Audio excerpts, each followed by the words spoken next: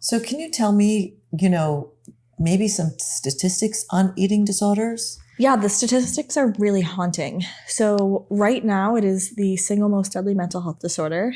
Sometimes the opioid epidemic does surpass eating disorder deaths, but right now the literature says that it is the single most deadly mental health disorder. About 10,000 people die every year from an eating disorder. That's 1 every 52 minutes. About 1 in 5 deaths related to anorexia are from suicides. And then about 9% of Americans are diagnosed with an eating disorder.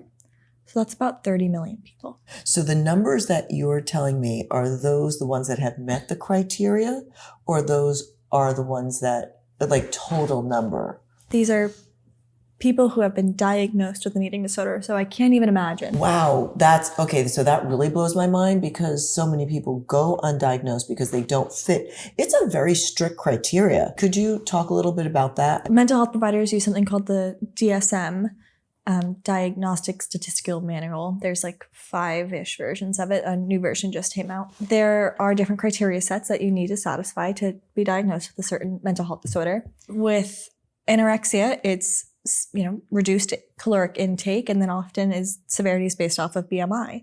So if you don't have a BMI that is a lower BMI, you wouldn't be diagnosed with anorexia. Only 6% of people who have a restrictive type disorder look underweight or are underweight. And also BMI, I mean, that came suddenly into the world at one point. What is that criteria? Does it really matter? BMI doesn't give you much information. Right. It just gives you that formulaic equation, and the outcome of that doesn't tell you anything about health indicators. Right. If we all ate the same, if we all exercised the same, we would all still look very different. Right. And technically, we'd be doing all of the same things that are indicators towards health. I think that when we have the BMI within our criteria set, it becomes incredibly discriminatory for folks. Yeah. To be diagnosed. They don't get diagnosed. Okay, so what about for bulimic? Bulimia nervosa, it's evidence of binging and purging, and then severity is based off of frequency and duration.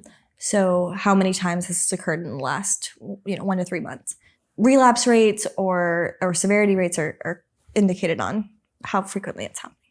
It just seems that the statistics are super low for the reality of the illness. And what's crazy is that the numbers you gave are really alarming. That's just for a clinically significant eating disorder.